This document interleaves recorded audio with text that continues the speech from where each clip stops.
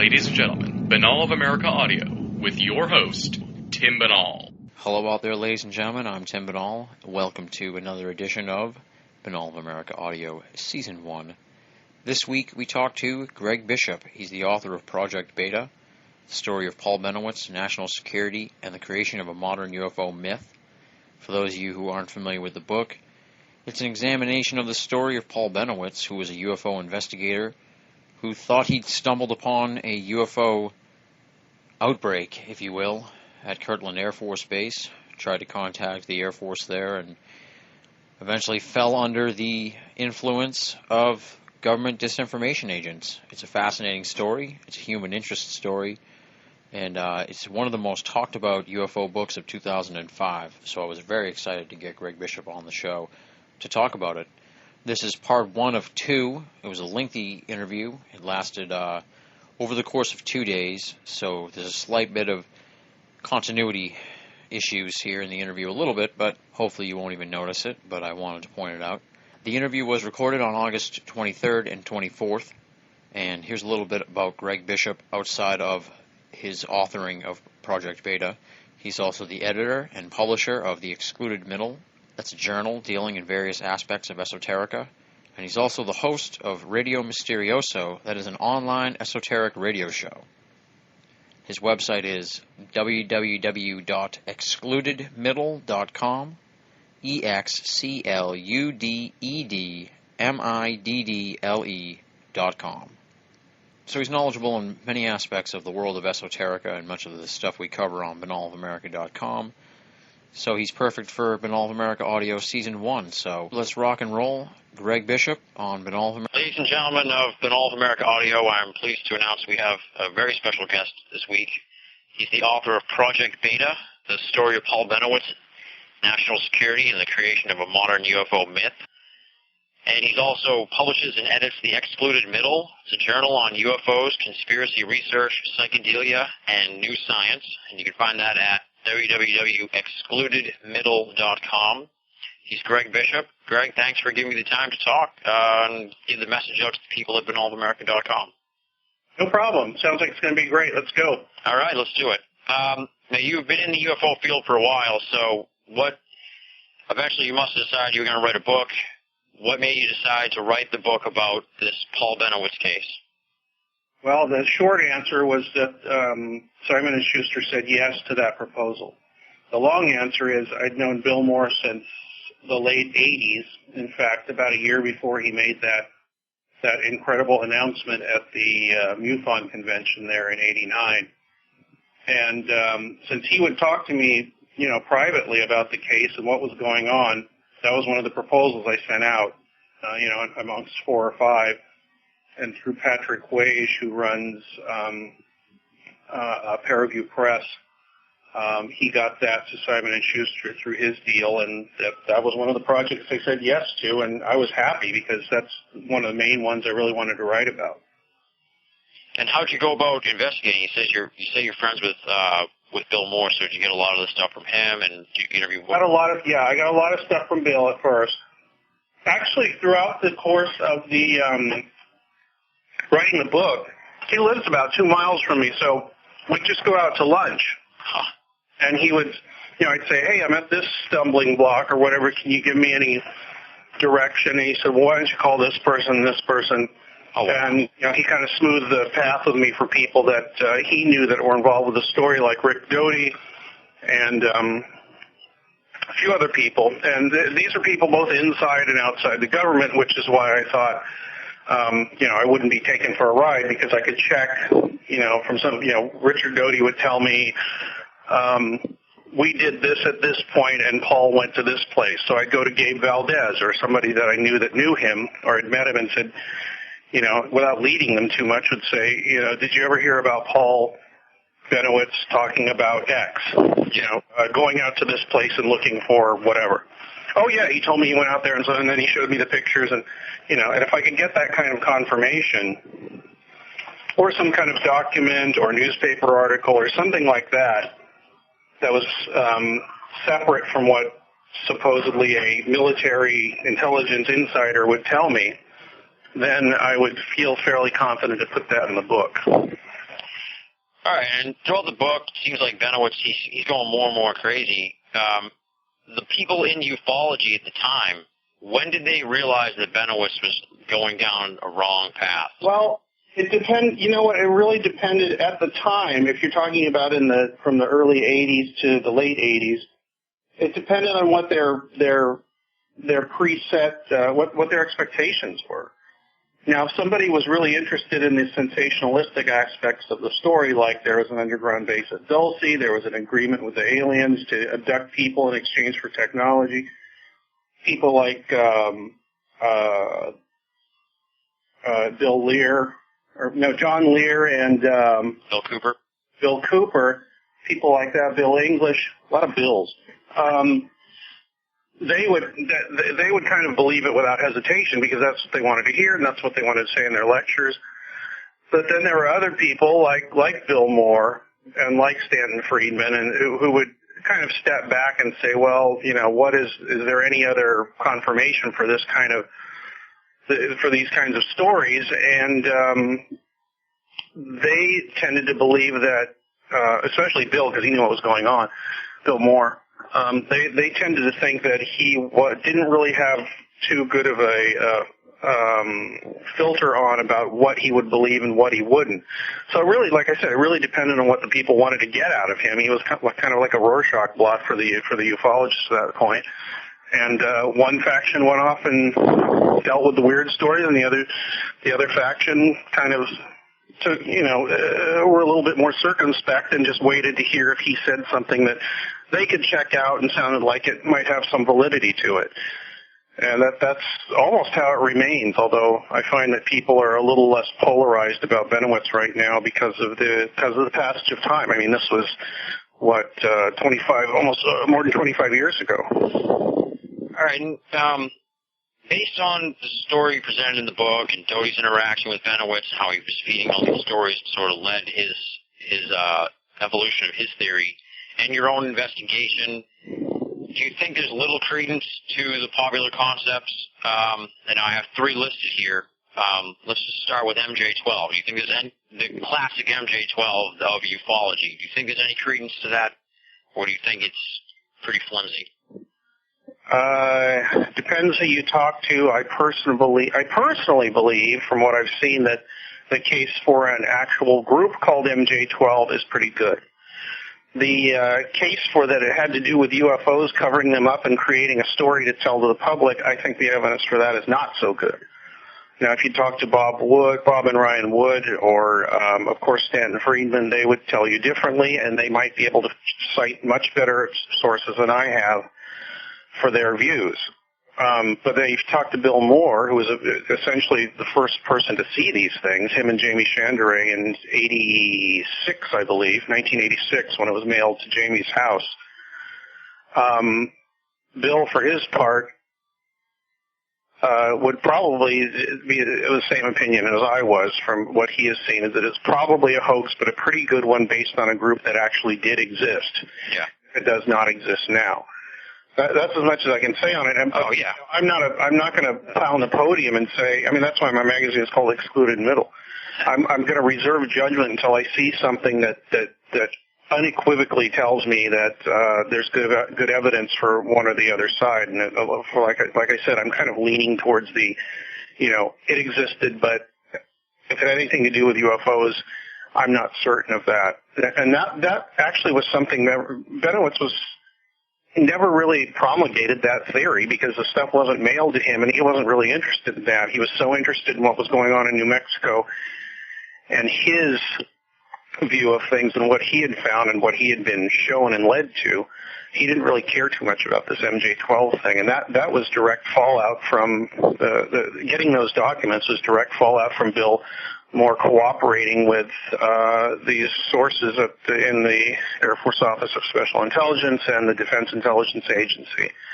That was his part of the deal. He kept tabs on people and reported what their beliefs and findings were to whoever he had to. And in return, he got these UFO documents. He got lots of them. The Carter Briefing document, which people have probably heard about, and the Aquarius document, which he actually showed to Paul Bennewitz, and told him to take it with a grain of salt, which he actually did. In fact, researchers have told me that Paul never said, look, here's something that proves that the government knows what I'm doing and supports it. But he would say it, but he wouldn't use the document to back it up, which is kind of strange, which either means he thought it was false or he took Bill's advice or a little of both.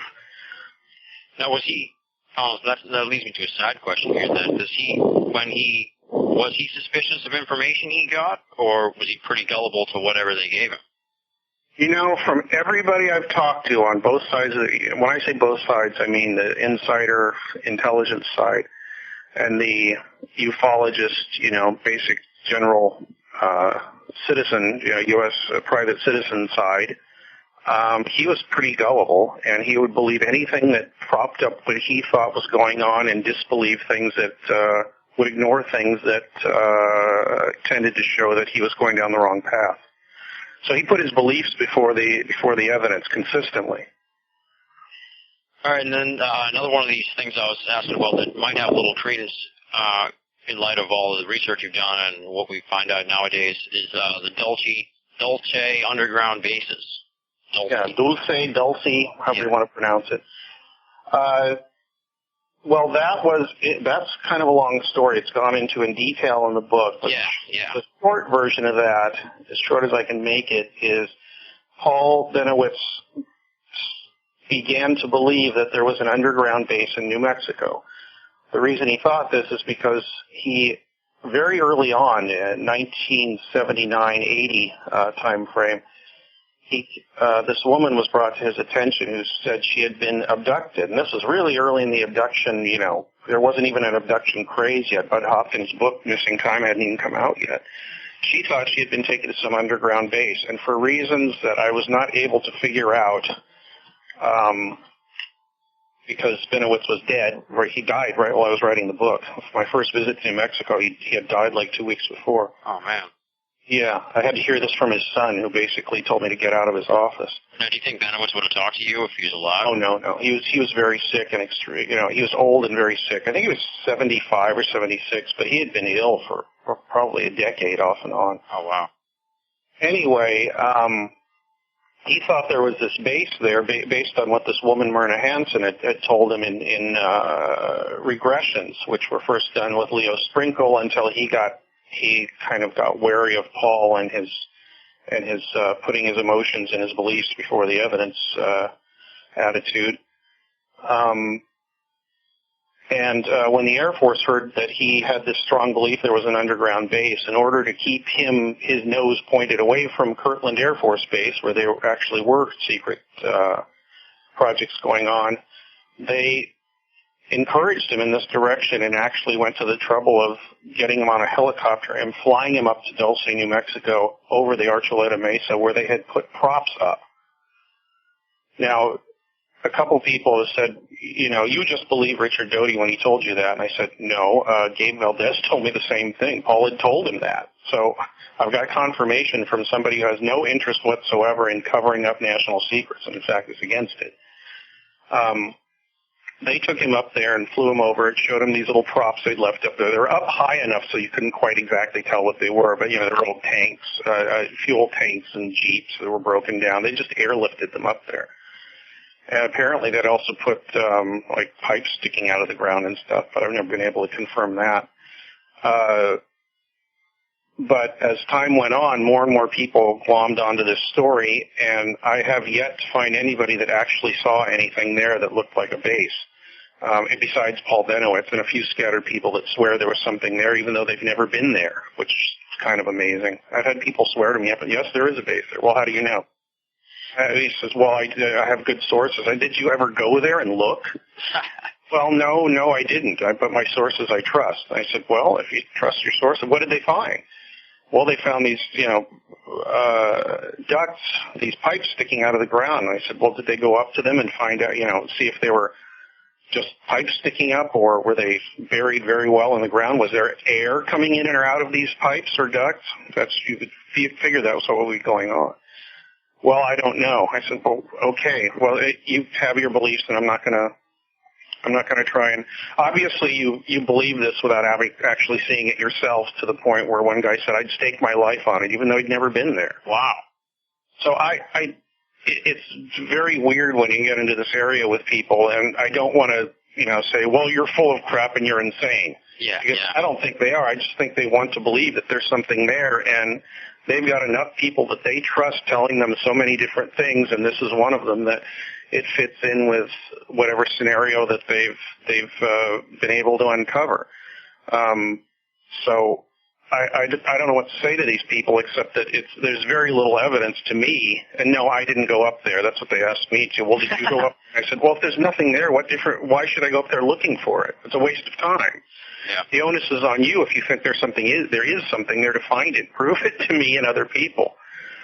So it gets very crazy sometimes, but yeah, I'm pretty much convinced that was made up.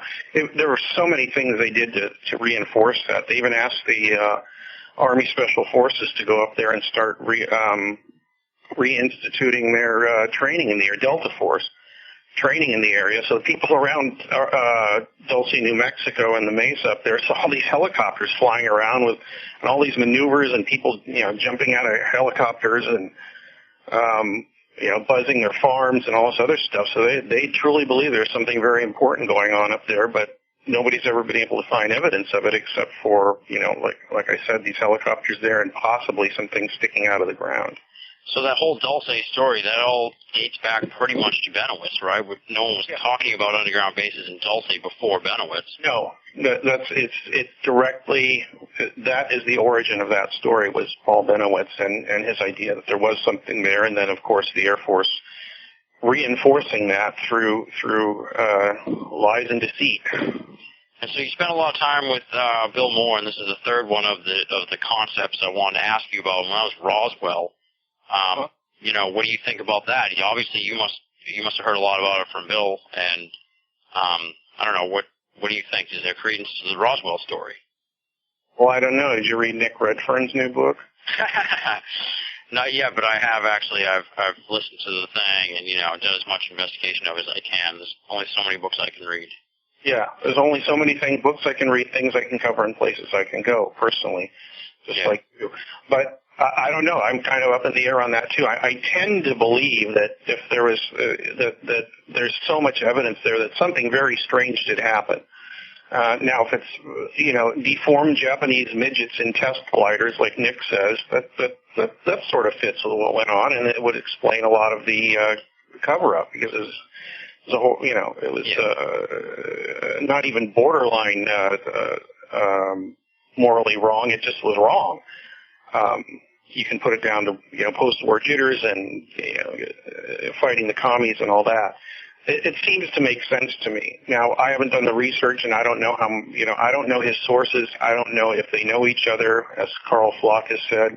Carl actually is very much against Nick's book, which is very strange since he wrote that book about the mogul balloons. Oh, yeah. Huh. He just sent out an email saying that he thinks Nick's sources are disingenuous. They're somehow colluding to fool him. But as far as Nick is concerned, most of these people, in fact, all of the people he talked to, his main witnesses, as far as he could tell, had no knowledge of each other. I don't know how far up the chain he can go to check that out, and how long ago how long ago in the records he can check that out. But he was fairly convinced that was so. Very intelligent people have been fooled by far less, though, so I don't know. As for Bill's part, I told him what Nick's book was about, and he pretty much poo-pooed it. He still thinks that I think he's fairly convinced that something strange and possibly extraterrestrial crashed in Roswell in 1947. And he started investigating Roswell before he got involved with the government, to the best of your knowledge? Oh, yeah, he did. In fact, that's how he came to the attention of the government, because he read his book. He was at a radio station doing interviews for the Roswell incident, which came out in 1979. It's the first book on the Roswell incident that was ever written, and it brought all this to national attention at the time.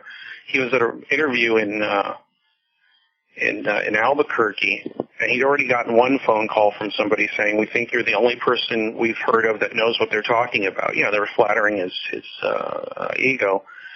And then the second time this happened, he was in Albuquerque, and he was able to go meet with somebody, and it turned out to be this Falcon character that I talk about in the book. Him and Richard Doty met with him for the first time in 1980, I believe, in Albuquerque when he was doing a radio interview for the Roswell incident.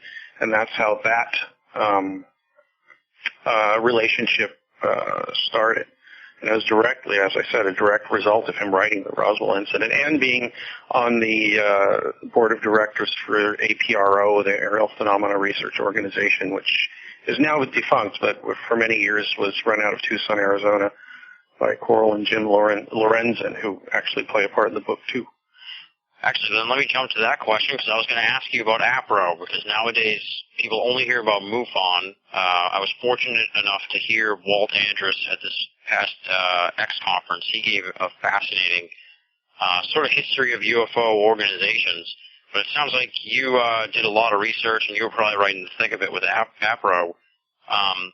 Tell me a little bit about APRO, because probably a lot of people haven't heard of it, because it's starting to fade from the memory of ufology. I believe APRO actually split off from the Mutual UFO Network when it was the Midwest UFO Network.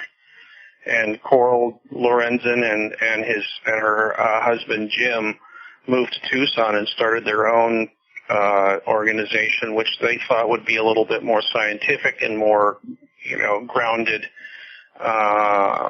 in their research.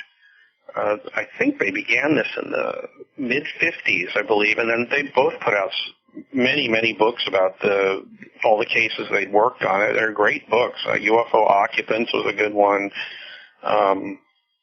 They broke the Vias-Boas case for the first time. They were kind of nervous about it because it was a weird thing, a guy having sex with an alien woman.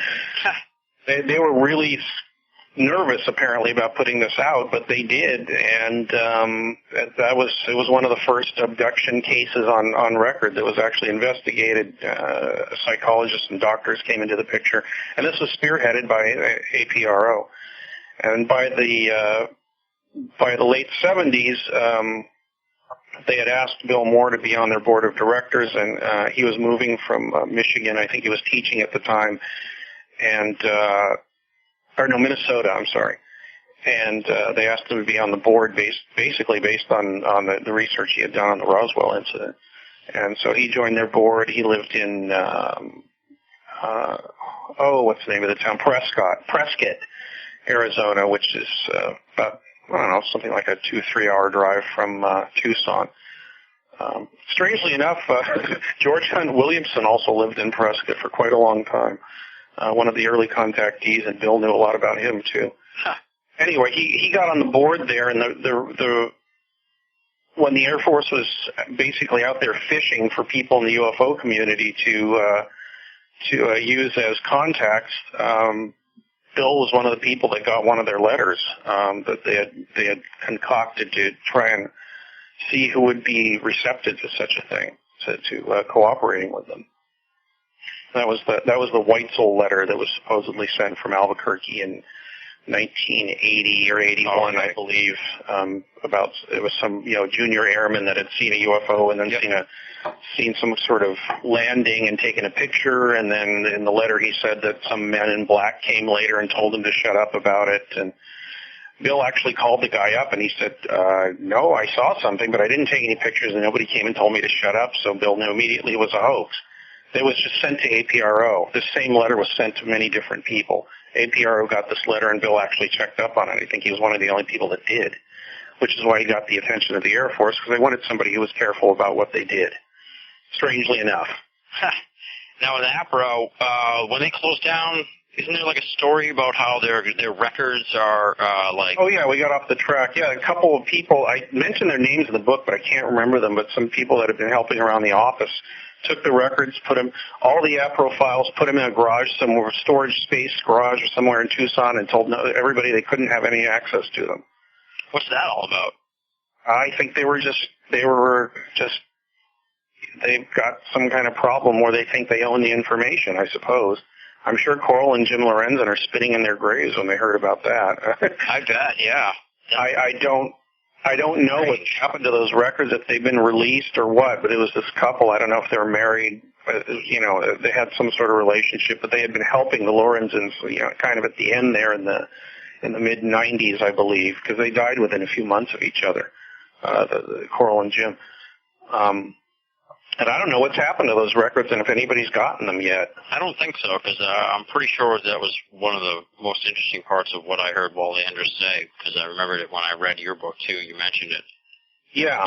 I think he said MUFON tried to buy them at one point, and they wouldn't sell them or anything. Yeah, I don't know what their problem is, but they're not doing anything with the records. That's the really strange part. Yeah. Something that's happened in ufology in the last few years, which I think is really interesting, is going into old cases and massaging and mining the data to see if anything interesting comes up. And in a few cases, it has. That Rex Heflin picture from Santa Ana from the late 50s, I think it was. There was a whole article on that in the Journal of Scientific Exploration by Ann Druffel and 2 or 3 other authors, where somebody delivered the original prints back to Rex Heflin, who was still alive. Somebody called him up one day and said, "Go look in your mailbox," or "Have you looked in your mailbox lately?" And he said, "Huh? What? Who's this?" And the person hung up, and he looked in his mailbox. There's nothing there. But then, actually, about an hour later, he looked, and his original pictures the Air Force had taken from him in 1958 or whatever it was were in his mailbox. So they were able to first-generation pictures, subject them to computer analysis, and, in fact, determine that they were real pictures of something of the size and shape and movement that Heflin said they were, in spite of the fact that other people have said that they were faked, based on shadows, the time of day, how much moisture was in the air at the time, and the fact that there were pictures of the thing taking off later and left this huge, like, donut-shaped cloud of smoke as it took off. And there was a picture of the donut cloud of smoke as this object took off. There was just a picture of the smoke ring in the air. And it was quite interesting. It supported what he said, because people were saying, well, he said it did all these things. It was trailing a cloud of smoke, and suddenly it just took off at high speed and left this torus-shaped ring of smoke in the air, and he had a picture of it. And actually it had to be computer enhanced, to the point where you actually see it, because you could sort of see it in the picture, but you could see it really clearly after they enhanced it. And why would he go to the trouble of hoaxing all this and then hoaxing a smoke ring in the air? You can do that. Yeah. At least not at the time. Yeah. So that's very interesting.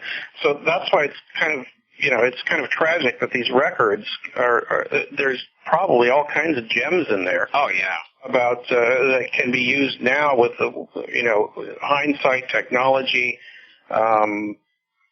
more experience, to find out which of these cases were genuine and possibly would point to some sort of answer or origin.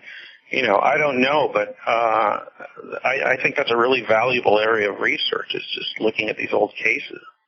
Well, one of the more interesting parts of the book, sort of in the mystical sense, was these orbs in Benewitz's house, because it was probably one of the few things that didn't get explained away in the book.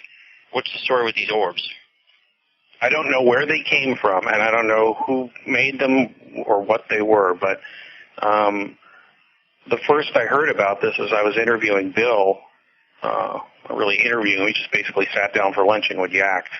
I think I brought that up. Is there anything just weird about the case that just, you couldn't explain? And he goes, well, there were a few things, but the one that he remembered was he was in the house one evening and he looked up at the ceiling, and there's this kind of orange, amber-colored, grapefruit-sized orb of light floating up near the ceiling, kind of where the ceiling met the wall. He said you could see the corner of the corner where the ceiling met the wall through it.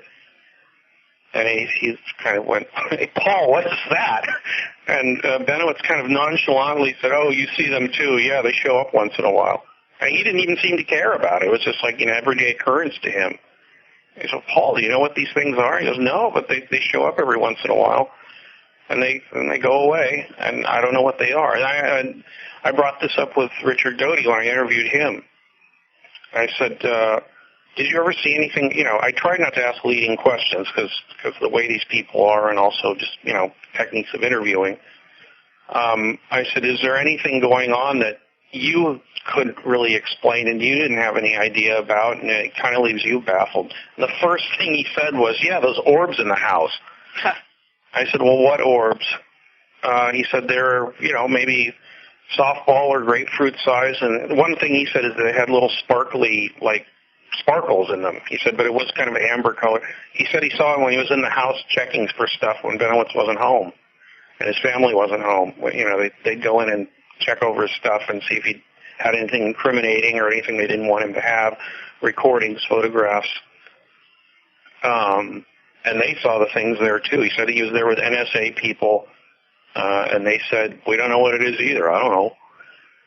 So that was one thing. And then something that didn't go in the book, which is exclusive to this show because I just heard it a couple of weeks ago. Awesome. Bill said he was at the house one time, at Paul Bennewitz's house, and the whole upper story of the house had been turned into this sort of tracking station and UFO detecting lab that Benewitz had built. And he had all these antennas, things pointed up at the sky towards the base, etc. And as far as I remember, the way Bill told it was, he said, they're in the air, they're in the sky over the house right now. And Bill said, who? He said, the aliens are there right now. I said, well, how do you know? So, well, you can see, look, and he showed him some readout on an oscilloscope and said there's a disturbance in the magnetic field or whatever it is. So they're there right now. And he said, and they're scanning you. He said, they're scanning me. He goes, yeah, I can tell. And he said, I couldn't tell anything. I said, how do you know, Paul? How do you know they're scanning me? He goes, well, there's a spike there in the reading, so I know that they're sending out a scanning beam. And Bill said, well, okay. And he said, if they want you to know they're there, they'll scan you again. And he said, oh, yeah? And he said, at that point, he suddenly felt really hot, like a hot flash, and he felt kind of faint. And it lasted a few seconds, and then it was gone. Wow. And Paul said, yeah, I guess they did scan you. And Bill said, well, what the hell was that? He goes, sometimes that happens. I wish I had known that when I was doing the book, but he just came up with it a few weeks ago when we were talking about it. Wow. So I don't know what that is. I don't know where to put it, what box to put it in. If somebody at a government agency was doing it, if Benewitz was doing it himself, or if indeed there was some sort of alien or extraterrestrial or some other force that was doing it that Paul knew about. So there are some aspects to what he was doing that were truly unexplained and very strange, and I don't know what to make of them. Bill didn't, and other people I've talked to didn't either. Huh. So it's not to say everything Benewitz was into was total junk and not worthy of some sort of further investigation, if that's even possible. But the main parts of the story, the Dulce base, the exchange of abduction rights for technology, an imminent invasion, all these things were basically capitalized upon by the Air Force and other intelligence agencies that had things going on at the base. Now, if you say, now somebody's going to hear that story and say, well, see, there was something going on and he wasn't full of crap. It's like, well, there's so many different parts to this story. You can't say all of it's true because that thing is unexplained or all of it's unexplained. Exactly. You have to take these incidents on a case-by-case basis. Yeah. And like I said, I wish I had known that to put it in the book because it's truly unexplained, and somebody might be able to see that or hear it on your show. Now can probably hear it on your show and might have some kind of example of something else, something similar to that, or something that might lead to some answers to what was going on around Paul's house in Albuquerque there in the 80s. I could have sworn I read that Tesla had orbs like that in his house. In his lab. Really, I've never heard that. It wouldn't be surprising for what he was doing. I mean, he might have created some sort of plasma. Yeah. Some sort of plasma balls that, artificial ball lightning, if you want to call it something. Yeah. So I don't know. Maybe as a result of all the electrical equipment or something. I don't know. Maybe so. Not entirely inconceivable. during the research, you must have heard about Doty's book, Exempt from Disclosure. Yeah, I got a copy of it. Okay, is that a new book or is that an old book? No, that's quite new. And it's not his book. Robert Collins wrote it, and Doty contributed quite a long chapter in it. And so you're familiar with it. You probably read it, right? I read probably about 3/4 of it. So how's that jive with what you know of Doty and what he told you? He goes into slightly more detail about what was going on with him, but I really don't have any way to prove it. Yeah. I'm trying to think of something specific. Well, he does talk about in the book about being indoctrinated kind of into the Air Force's idea about what UFOs were and where they came from and how they were dealing with them. Now, he didn't do that much. He didn't go into that much detail with me on that. In fact, when he was on Art Bell, when I was on there with him, he said he had seen films of the Roswell recovery, and they weren't the Santilli film. I don't know what to make of that. I don't know whether to believe him or not. He seems to be convinced of that, or dearly wants everybody that hears him to believe it. But he goes in a little more detail about that in the book and his history in the Air Force and his history of the knowledge of the UFO subject while carefully not revealing what he's not supposed to. He is, in fact, actually going back into the Air Force as of the end of this month. Oh, really? They called him back to be in counterintelligence. He's going to go off to the East Coast somewhere, and I probably won't be able to talk to him, and neither will anybody else. Huh. For a while. Wow, no kidding. Yeah, I just found that out, and I'm desperately trying to get him to talk to me for an hour or two so I can put it on my show. Yeah, go for it. So we'll see what happens. All right, well, let's hit on Falcon, this mysterious character in the book. He never gets a name in the book. He's fascinating as well. He's a really fascinating character in the book. You must not have been able to find out too much information about him if you could only give him the name Falcon. So is he that mysterious that people must have seen him, but they just don't know anything about him? He's that good? I think there's only a couple people I know of that know what his name is. He's dead now. Yeah. Richard Doty and Bill Moore know who that guy was. Funny thing was that Bill had to find out by going through different channels because Falcon would not tell him who he was. And I don't know what he referred to him as. I think there was he had an alias that he used that Bill would refer to him as. He was called Falcon in the book because that's the name that Jamie Chandray and Bill gave him so that they could talk about all these people on the phone and other places without having anybody know what they were talking about. So I just called him that in the book out of convenience sake. I am probably by the end of this year or sometime in next year, I will have a name. I'm looking into it, and, these people aren't going to tell me who he is. It's that old spy game. You figure out who it is, and we'll tell you got it. Yeah. So sometime in the next, year or so, I think I'll be able to put a name to it. He's dead now, which doesn't do us too much good in that regard, but if I can find his name, maybe I can find out where he came from, what he was involved with, and why he was involved with the UFO subject.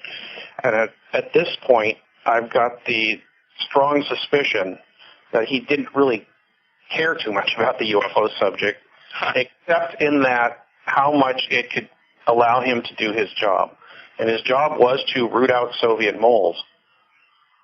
And apparently he was good at it. Specifically Soviet moles, but in general, security breaches. Because this was during the Cold War, and this Benewitz thing was just a tiny little part of a larger program. And Bill was just a tiny part of the Benewitz thing. And while the Air Force was trying to keep, and the NSA were trying to keep people from revealing what was going on the base, this guy Falcon was using the UFO groups and the UFO subject to try and find out who was a security risk that was on American soil, specifically from the Soviet Union, because that was the biggest bugaboo back then. Yeah. And when I say bugaboo, I don't mean that it wasn't a threat. I mean, there were people here, there were Russian agents here, and they were hanging around military bases. And a lot of these people that were hanging around military bases posed as UFO researchers. They said, well, all we want to know about is the strange lights flying around, but then they'd go over to these military bases and take cameras and start taking pictures. And the Air Force understandably didn't like this. They didn't care about UFOs. They wanted to find out what kind of secret aircraft were flying around and then send that information or take it back to Russia. So the Air Force, the NSA, CIA, all these people obviously didn't want them doing this. So using the UFO subject, they were able to root people out. I mean, it's happened over and over again. I cite one example in the book where these guys were hired by, I think it was Citizens for UFO Secrecy, Peter Gersten and those people, to go and do research on the Cash Landrum case. But they actually turned out to be Soviet spies, and they were hanging around the bases, asking questions, taking pictures, and saying they were UFO researchers and wanted to find out about this case, which some people may know about, that diamond-shaped thing that irradiated those 3 people in Texas. Okay, yep. They were investigating that, but then the FBI and the Air Force found out that they were actually trying to find out more about any kind of secret aircraft programs that were being conducted. And this was what Falcon was interested in. He wanted to find out who in the UFO community was not really who they said they were, not really that interested in UFOs, but more in issues of national defense, under the guise of being UFO researchers. What was his relationship to Doty? Now, in my mind, I'm picturing he's like the Tommy Lee Jones to Doty's Will Smith, if you for the Men in Black reference. But yeah, was he sort of like the mentor, or were they on an even playing field, or were they just from 2 different agencies and forced to work together? They were from 2 different agencies. The AFOSI, Air Force Office of Special Investigations, will work with other agencies if they have the same goal, which in this case they were. Falcon was basically running the show on this one of many different investigations and projects that AFOSI was involved in. AFOSI is basically like, the police, the FBI for the Air Force. A lot of their stuff has to do with internal matters, security leaks and all that. And one of these is, leaks of information to foreign governments. Yeah. So Falcon was basically like, the FBI coming in and directing the sheriff's department of the local whatever, and utilizing them in their larger investigation. And that would be Doty, the local. Yeah, he was like the local sheriff, and Falcon had jurisdiction over all security at these bases. So, or at least in that case, he did on this project. And he used Doty basically as kind of a guy to carry out what he wanted to go on. I don't know if he gave him direct orders, but they worked together, and basically was much older than and higher in rank, I guess, in the large scheme of things than Doty was. So basically, Doty took his orders from Falcon in this case in the Benewitz case. And when you talked to Doty, was he did he begrudge Falcon? Did he even talk about him much, or was he like happy with how they worked together? I don't know. I think Falcon kind of makes him nervous because every time I tried to bring him up on the Art Bell show, he changed the subject. Oh, really? Yeah, he just didn't want to talk about him. And when I talk to him, he says, if you guess who he is, I'll tell you who he is.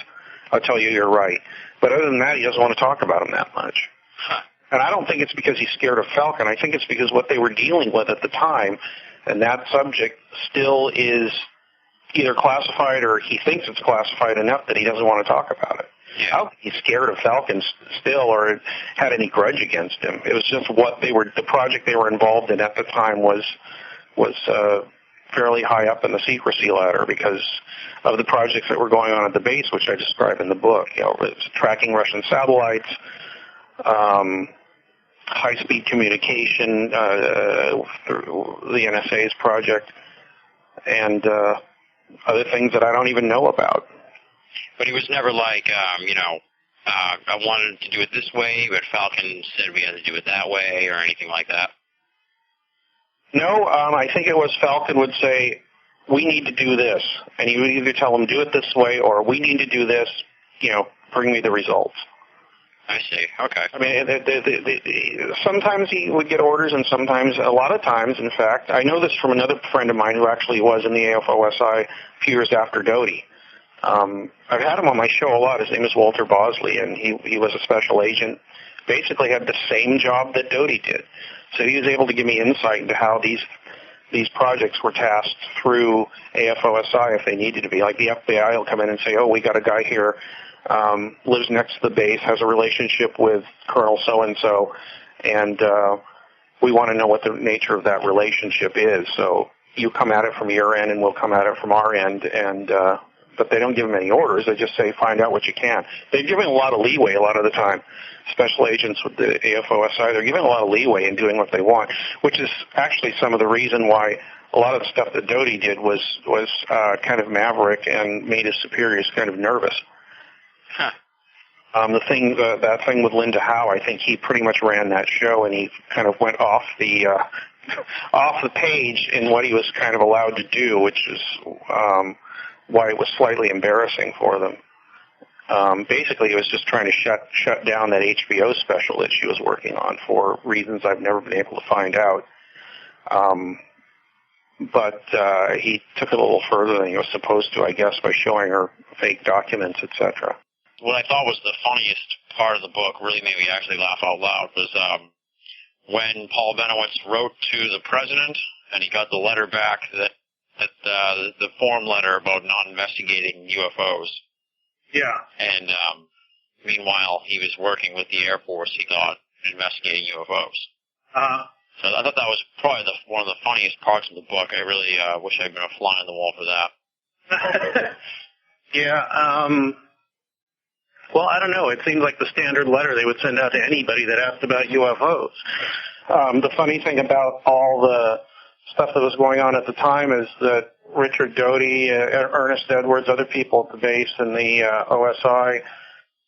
AFOSI were feeding him all kinds of stories that he was mixing up with what he thought was going on, and then he was starting to write letters, or he had been writing letters to congressmen, senators, the president, everybody, and I think they were getting some of the blowback from this and having to explain what was going on with Paul. All right, and when you started doing the research for this book, was Doty like this impossible to get a hold of guy, as shadowy as he sounds, or how do you go about even getting a hold of him? Because he sounds pretty mysterious. Bill Moore was still in touch with him, so I asked him to kind of pave the way for him. I mean, it took a few months for him to actually get to the point where he'd even answer an email. And when he did answer an email, I sent him, 20 questions or so, and about half of them came back no comment. And so I got more involved with him. And then I told him in an email that I was coming out to New Mexico, so Bill called him up again and said, hey, Greg's coming out. He's not trying to make fun of anybody or, doesn't have an agenda really to push, I don't think. So it'd probably be a good idea for you to talk to him. So he said, okay, I'll meet you at a Denny's. So he met me at a Denny's about 40 miles east of Albuquerque. And I had to be there so of course I got there 20 minutes early and just hung out. And then it's a weird thing about government people that everyone I've met with, they say, I'm going to be there at 3. You set your clock to the atomic clock or whatever, your watch, and at the second it turns 3 o'clock, they show up. I think they hang around somewhere and wait. So I did the same thing. And I walked up just to see, I said, okay, it's, 2 minutes to 3. I left the mall where I was, drove across the parking lot, and walked into the door. And at the second, at 3, 4 or 5, whenever I met him, as I walked in the door, he was walking at the same time. We sat down and talked. I asked him if I could record it, and he said no.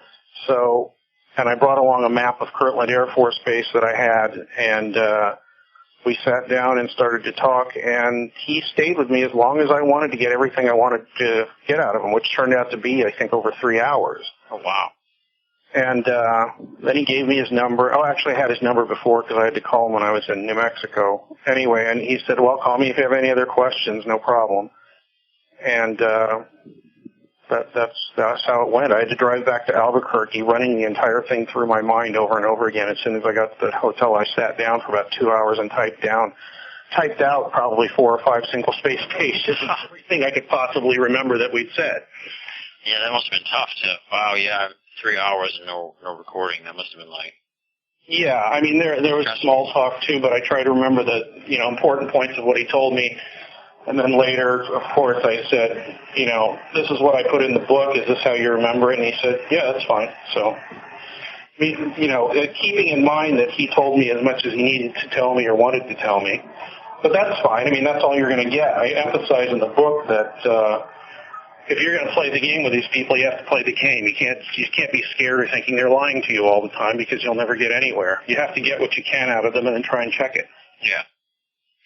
Now, what was his reaction to you writing a book? Was he, was he cool about it, or was he kind of like cautious? He didn't seem to have any problem with it. Oh. All right, well, you never know. Some people like, I didn't know if he was, wary of that kind of attention or something like that. No, he didn't ask me to, I don't even think he asked me to look at what I was going to write. The reason I told him I showed him is because I wanted to make sure that there wasn't something that I quoted wrong or taken out of context or whatever. Yeah.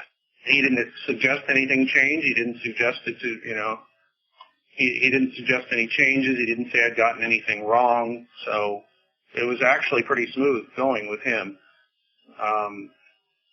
And as I said, there were some things he told me which I knew probably were not true, and then later I found either I couldn't substantiate them, or in a couple of cases Bill said, I know that's not right.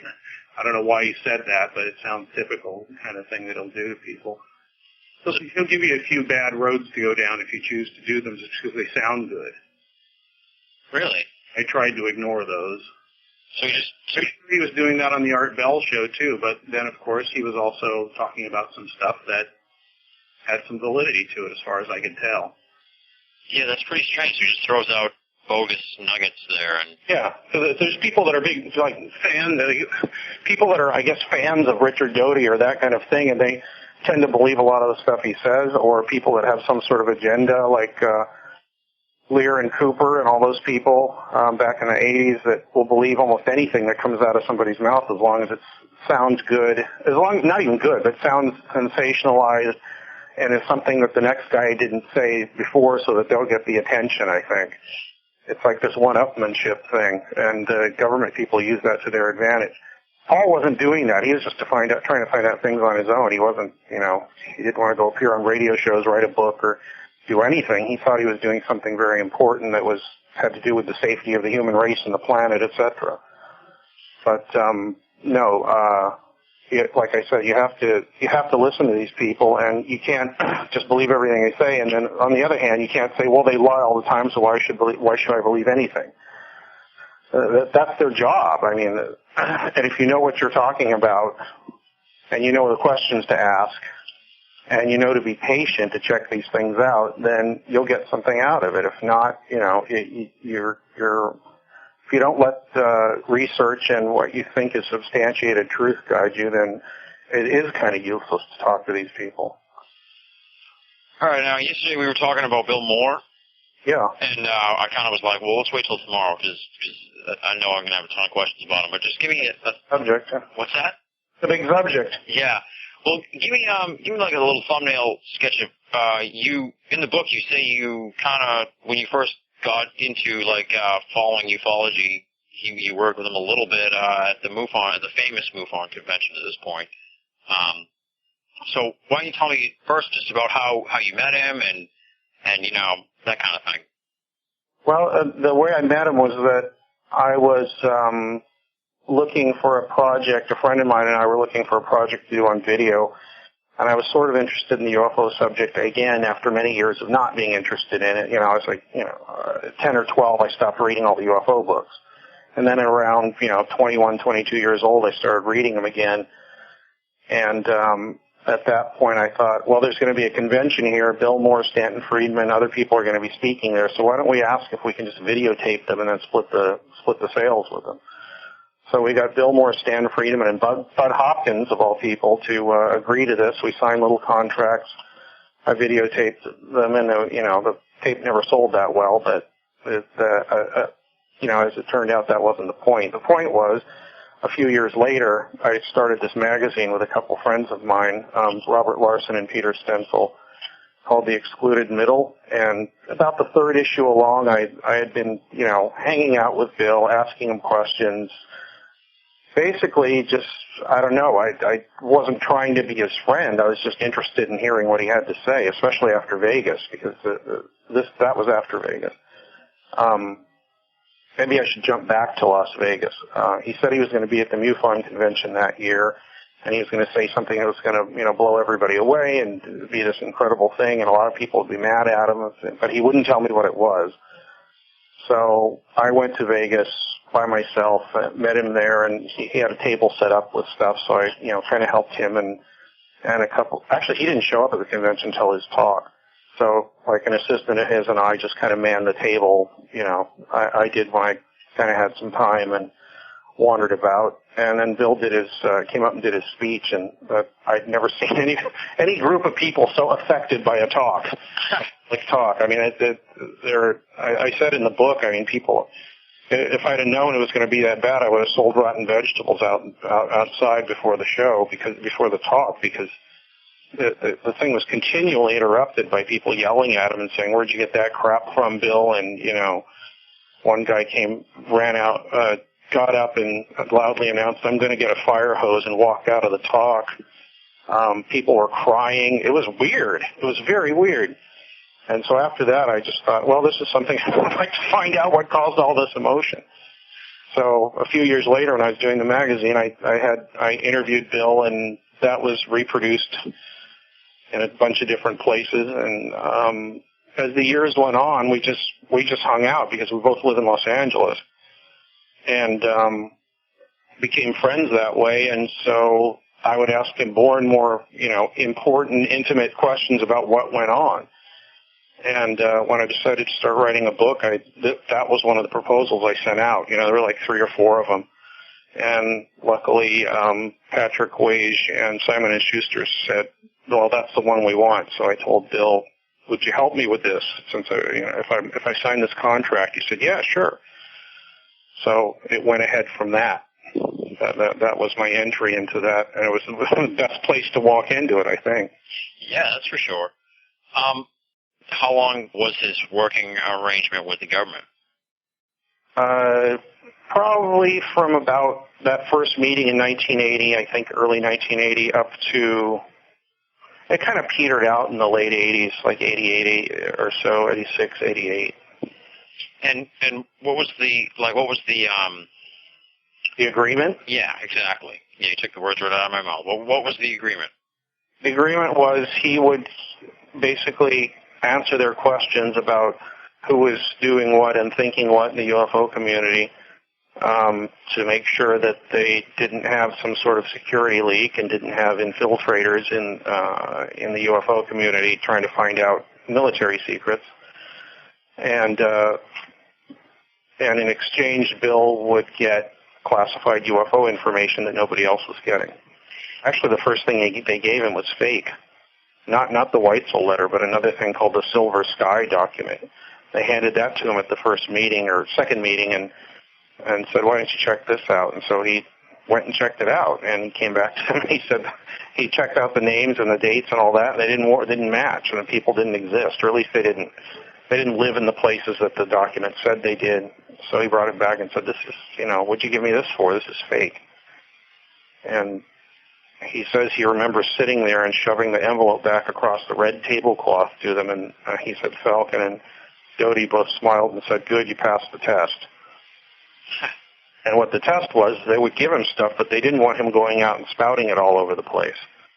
I don't know why. I think it's because they wanted to make it appear that there was somebody who was doing their homework and was circumspect about things, so that whatever they gave to him would have the kind of the air of, not authority, but at least caution behind it. Yeah, it would be vetted by research. Yeah, exactly.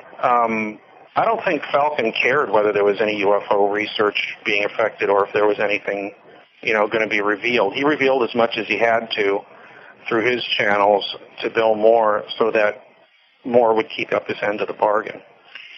In fact, they gave Bill Moore, they sent him through like spy school, essentially.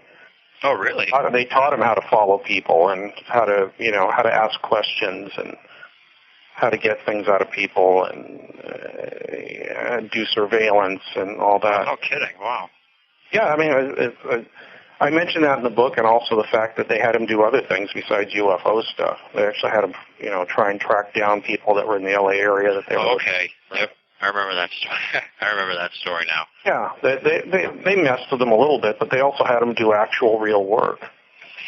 Now, did they tell him that they were trying to weed out foreign spies, or? No, they didn't tell him that at the time, but he kind of put it together after a while. Okay, so at first he just thought they wanted to know what was going on in ufology. Yeah. And of course he couldn't say anything to anybody about it, so he didn't until all that had basically blown over and they weren't using him anymore, and he figured, well, he said it in the speech, I was never asked to shut up about it, so I'm going to tell you what happened. And most people read it as, I know something you don't and you're all full of crap. But the thing was, what he was trying to say, and he was a little upset with everybody at that point because he couldn't say what he was doing, and people were saying things, throwing rocks at him, metaphorically. And they had no idea what he was doing and what he had been through because he never said anything about it. So he lost a lot of patience with him, and he said, I guess I wouldn't have been so arrogant if I had to do it over again. But they didn't know what he was doing, so I mean, the reaction was understandable, but the time that it's taken people to cool off from it, and in a lot of cases still not listen to what he said is kind of amazing to me. Although, when you bring up his name, there's a lot less, unless there's people that just have a bone to pick, there's a lot less hostility towards that episode in Bill Moore now. And I don't think I could have written the book in, 1995 or whatever. I think now there's been enough time that people will actually listen and take things into account. Why do you think that you couldn't have written it in 95? That people... There's too many. Well, I could have written it then. Yeah. The reaction would have been different. There would have been still people around that were still very irritated and upset. Now there's not. I mean, people remember it, and it's kind of like, oh, yeah, that thing. Not, that asshole Bill Moore. It's more like, oh, yeah, I wonder what really happened with that. And the funny thing is I've talked to a few people who I won't mention on the air that said, well, yeah, I knew that all the time. And these were people that were yelling at him at the time. Really? Yeah, so there's a lot of people that are in here, I think, in the field to, one, because it's really interesting. I mean, you can't doubt that. But two, because they think they can make some sort of name for themselves doing it. And, yeah, I'm on the show with you, and I went on Art Bell and all that, but it's basically to get the book sold so people will read it and I can write more books. And the fact that it had to be something that I was involved in peripherally, personally, and had access to these people just made it a lot more interesting and enjoyable for me to do. Now, do you think he got anything good out of this agreement, like good information? Like, is there anything? No, there's a few things he got out of it that were good.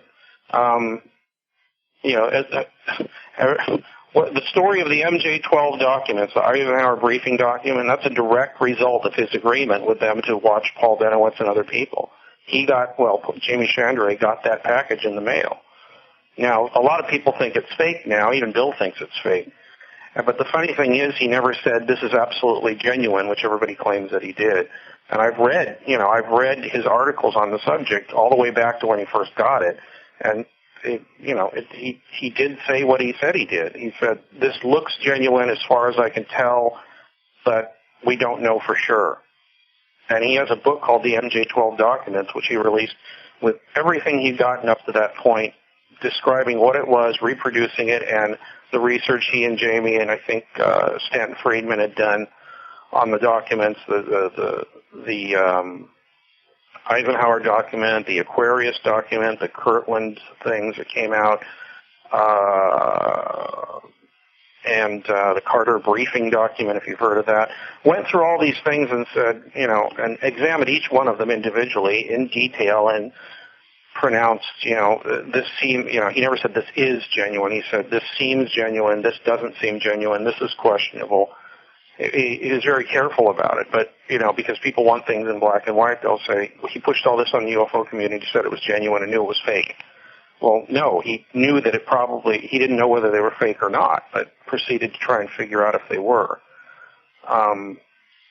The funny thing is, the upshot of the whole thing, I asked him, I don't know if this is in the book, but I asked Bill, well, what do you think, over the course of, talking to him over many years, and especially the last couple, I said, well, after all this, what do you think's going on? And he said, I think there's an alien, there's some sort of extra-human presence here, but I don't know, and the government knows about it, but beyond that, I don't know what they think about it or what they're going to do with it. And I went as far or further than anybody else ever did, and I couldn't figure it out. So, which is why I stopped. He said he ran into so many dead ends on it that he just said, either it doesn't exist or there's somebody that very high up that really doesn't want us to mess with it, get to the center of it. And he just stopped investigating altogether after... Yeah, he's written a book on the origins of the Mormon Church. That's what he's been doing for the last 8 or 10 years. It just came out.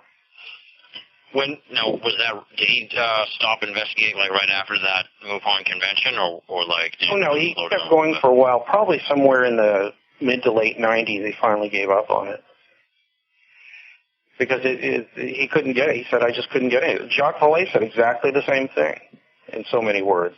When I asked him about it, I said, well, why don't you, I saw him a couple of years ago somewhere, and I have an incredible amount of respect for him, so I just said, why don't you, why aren't you involved in the UFO subject anymore? He says, because I'm not learning anything from it. At some point, a lot of these people get to the point where they've been running around in circles for years and had a few stabs at maybe what an answer is or whatever, but it never gets them anywhere. They know a little bit more than they did, but not so much that it's going to change anything, and especially their own personal views. That they come out, that most of them come up with exactly what Bill did. There's something here. Some people in power know about it, but past that, I don't know what's at the center of that. Going back to Bill Moore, at what point during the saga did he decide to, reveal all to the ufology field? Like he obviously must have been getting either fed up or it wasn't worth it anymore. Or at what point was he decide to make this big revelation? Probably about a year or so before he did it. I don't know. He didn't really talk about it until right before the convention there in 1989. So I don't know when he made the decision. Probably, if you're talking about a time frame when he might have said, okay, that's it, Well, what do you mean, the decision to give up or the decision to make the announcement? Oh, the decision to make the announcement. Oh, because he was getting nothing more from by the late 80s there, he was getting nothing, mid to late 80s, he wasn't getting anything else from his contacts anymore. They had stopped asking him for information and they had stopped giving it to him, so he figured that there was no time frame on it, but he figured their agreement was basically finished. So he said, well, I've got nothing to lose. Maybe if I put this out in the community, something will come back that's useful and we can learn something.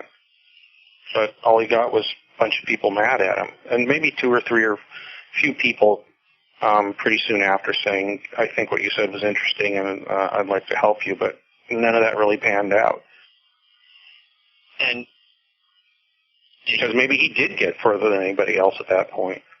It sounds like he... Yeah, well, it's really a fascinating. You don't hear that too many ufologists that openly admit that sort of thing, that they're in contact with the government and they work with them. No, there were a few other people, and Bill says he knew about them and he knew who they were, but it's not his business to reveal who they are. That's their business because they're still alive, all of them apparently. Yeah, I know. That was that was like one of those things and you end up thinking about it for a while after you read something like that because you're like, I wonder who that could be. Yeah. It doesn't mean that their contributions are any less valuable, I think. Oh, no. I mean... It just means that if you're dealing with them on a personal level, then if they tell you, hey, I heard that so-and-so, then you should probably check out what they say. Well, you should do that with anybody, but well, actually, which would make it no different. You hear something sensational and you think, well, this would be great to announce, which a lot of people go right out and announce it without even checking on it. But some people say, well, let me check this out, and sometimes it'll take years for you to check out something somebody told you. There's a bunch of stuff I've been told that I'll probably never know if it's true or not. Well, with somebody like Moore, the reason I think he was the most interesting guy in the book too is it's really, I couldn't find myself identifying with Benewitz, and I definitely couldn't identify with Doty, but I can really you can really see put yourself in Bill Moore's shoes, and I think it makes perfect sense what he did. I don't really have a problem with it, only because this is it's sort of an individual quest for knowledge at times. Yeah, I mean, he's kind of he never really was, played well with others unless they had something that either he needed or something that was interesting. I mean, that's basically how you choose friends. I mean, if you're smart, you don't hang around with people that are useless and take your time and effort and all that and give nothing back. And that's exactly how he is. But he's a lot less, he's a lot less transparent about it. I mean, he's what am I saying? He's more transparent about it. He'll just say, well, I have nothing to gain from you, so, have fun. I went to lunch with him and this radio producer about a month ago, and the guy's saying, oh, I finally get to meet Bill Moore, the Bill Moore. And as time went on, he wasn't getting the answers he wanted. He wasn't hearing what he wanted from Bill Moore, and Bill was actually questioning this guy's basic beliefs, like, well, why do you think that?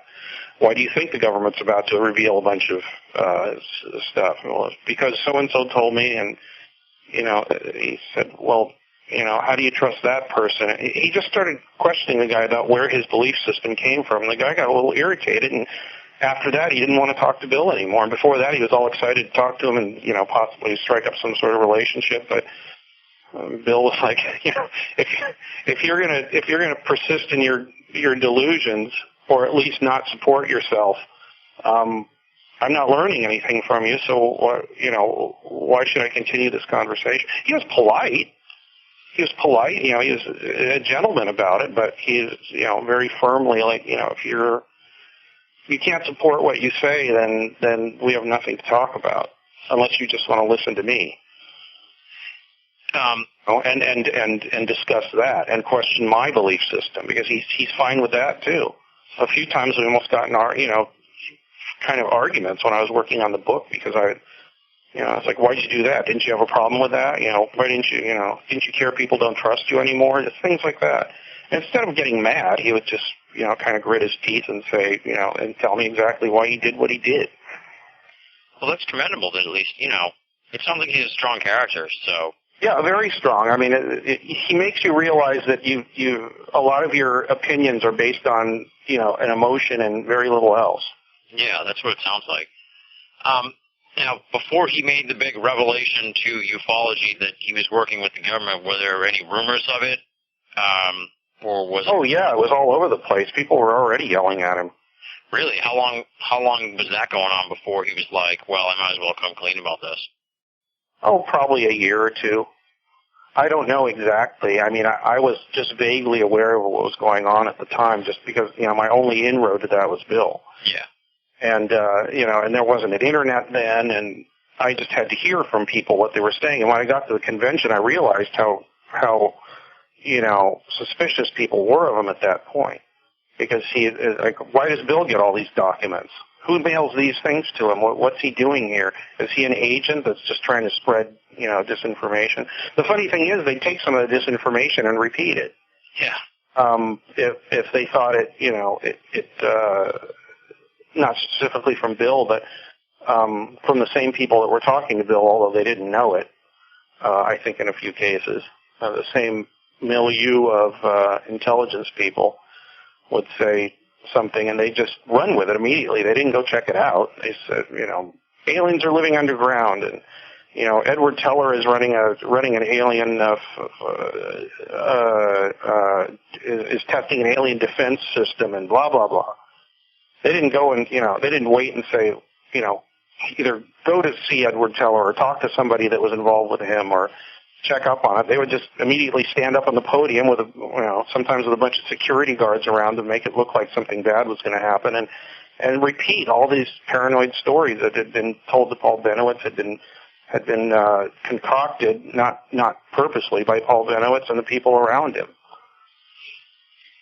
And the scene when he makes this revelation, that you were there, it must have been just people just keep shouting at him and everything. I really wish there was a video of it. I have heard and talked to somebody that says he has a video of it. I'm still trying to get it from him. Because he said he taped it for the convention, but Moore did not allow it to be released anywhere, but he still has it. I said, this guy lives in Utah, I think around Moab or something. I said, well, do you know where the tape is? It's in my garage somewhere. I said, could you please find it? But I haven't bugged him in a few months here. I should start bugging him again. And somebody else I talked to recently said they had an audio tape of it. Phil Glass has a tape of it because he was in the front row taping it with a little microcassette recorder. Oh, man. I remember seeing it. Every lecture, he'd sit in the front row with a tape recorder and record everything. Wow. I don't know why they allowed him to do that and nobody else, but apparently he was doing it. You've been in ufology for a long time, would you say? You've at least followed it, right? I'd say followed it. I mean, I don't know if I'm in ufology, but it's very interesting to me. Yeah, you're kind of the same way I am, so yeah. Well, you followed ufology. You studied the days of Benewitz and everything. How do you think it's evolved since then to today's, present-day ufology? Has it improved? What the elephant in the living room thing about ufology is September 11th. Really? You notice that after that you didn't hear anything about UFOs or ufology for like 2 or 3 years? Nobody cared about it. And MUFON, a lot of UFO organizations just hit, they went out of existence then. MUFON just barely held on. And now they're, making a little bit of a comeback. Because nobody cared about UFOs then. They were worried about whether they were going to get bombed. Yeah, I've never thought of it that way, but yeah, that's really that's an excellent point. It basically shut everybody, people just didn't care about it because they were so riveted by this other thing that was very much important. Very important to a lot of people and to the way we thought of ourselves and our identity and how vulnerable we thought we were. And, if you had to look out the window and wonder if somebody was going to crash a plane in a building outside, because I lived near downtown L.A. at the time, I'd look out the window every day and just wonder. And I didn't care about UFOs too much at that point either. But I was in the middle of writing the book, so I just, I was trying to sell the book as an idea. So it just kept my interest. But the ufology, I think, took a big nosedive then, and it's just, in the last couple of years starting to recover. And I think it's changed. People are a lot less, at least people that are really into the subject are a lot less likely to just take anything at face value. I mean, people like Sean Morton and Michael Sala and people like that aside, I think people are at least serious. People that are serious about it are much more circumspect about what they're going to allow into their belief system. I think that's a direct result of that. And people that were just sort of interested in it, now probably either don't care or it's just, marginal to their interest. So is that because of 9/11, you think? I think it is. I mean, it means you realize that the UFOs are just, it's the study of UFOs, my view of it is, it's kind of like an interesting, it's like an interesting intellectual exercise. Unless you've actually been abducted or something like that. That's completely different.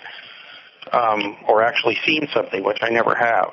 But 99.9% of the population, it's just, it's just a fun thing. It's in there with ghosts and Bigfoot and all that other stuff, which we can go into how it's all connected anyway, which is part of my magazine, the idea of the magazine. But to most people, it's not that interesting. And to the people who are interested in it, it's, I think they've become a lot more circumspect about it. And one example is the National UFO Conference that that has been going on. It's the longest-running UFO conference, I think, might be in the world. But in the last couple of years, they've started presenting things that are fairly serious, pretty well grounded, and seem to point in a direction of trying to find answers through the data, rather than just having somebody come in and give you a laundry list of sightings, which is what used to happen at a lot of UFO conferences, or there'd be one case that was very interesting but really didn't go anywhere. I mean, they would kind of stand on their own, I think. But I think it's changed for the better because, like I said, people are a lot more careful about what they say and who they might want to believe. At least that's my impression. That thing of the Rex Heflin photo thing that I talked about earlier, that was presented last year at the National UFO Conference. It was the most interesting thing I'd seen in years at a UFO conference. Huh. Because it dealt with hard data with an actual witness that was still alive and photographs that backed up what he said. I don't know where that leaves us, but it lets us know that it's not just, it's something you can show to somebody and say, look, it wasn't something somebody imagined. There was something there, it was photographed, and it left a physical trace. So it's not the imagination, and it's not, it's not some ghost or something. It's some physical thing that was there, at least at, that point for that witness. So you think there's been an evolution past lights in the sky, and what I've witnessed from my own... That's what I was trying to say. Yeah. And from what I witnessed just from my own research and everything and observation of the field is that there seems to be an evolution toward like a disclosure movement. I don't really... that's probably the best way to put it. Yeah, that's been building for a long time, and I was on a show a couple of months ago out here in L.A., and the producer there seemed absolutely convinced that there was going to be, based on, on different things, including that recent thing in Brazil where the government, the Air Force there is actually opening up their files to UFO researchers, which I think is great. I don't know what else has come out since that. They haven't done a report on it yet.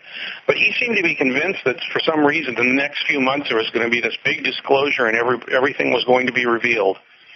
And then he said, I was on the show, they said, what do you think of that? Don't you think it's a wonderful development? And I said, I'll believe it when I see it. Exactly. You know how many times people have said this? It's been said in the 50s, the 60s, the 70s, the 80s, a few times each, and nothing happens. Why do you think it's going to be different this time? Well, do you think it'll ever happen? I don't know. I think it will happen, but it's not going to be in the way that people want to or maybe in a great part most people can understand or put together in some kind of coherent idea. I think it's just, important things are leaked out, and you just have to keep your nose to the grindstone and pull these things up and see how over years and years and see how well they fit together. There's a few people, I think Grant Cameron's doing that, and he's doing a pretty good job of it. That kind of thing, where he's got his site's called presidentialufo.com. He just sits on things for years, and if there's something he thinks is important that matches up with something that's happened in the past, he will say, well, look, here Jimmy Carter said so-and-so in 1978, and now, and then Reagan said so-and-so, and then this case happened in Nevada that seems to, I can't think of a specific. Yeah. But that kind of research, that kind of disclosure, where something slips every once in a while, I think that is where the gold in the information will lie. And beyond that, I think that the U.S. government, I think it's very unpopular to say, but I don't think they know much more than we do. I think they know more than we do, but they have no idea what to do with it. Yeah, they don't know as much as the popular misconception might be. Yeah, I mean, it's John Keel, the joke he made years ago. the UFO community is not telling the Air Force what it knows about UFOs. It was a joke at the time, but it seems to make more sense as time goes on. And I think a lot of civilian researchers might be ahead of the government in what they're doing, which is why another reason why the government agencies are so interested in the subject, because they're going to get information from sources that they had no idea how. They had no idea how to go about it. Yeah. I think that's the other reason that the government's always been interested in the civilian UFO community, is that they're finding stuff out that they didn't know. So yeah, they know probably, at least a little more, and maybe more than that than the general public. But as far as how to use that, they only know how to use it to solidify their power base, which is what they do anyway. Yeah. We're going to make you think we know a lot more than we do, just to scare you and keep you in line. That's old. That's as old as man. I mean, these are ideas that came.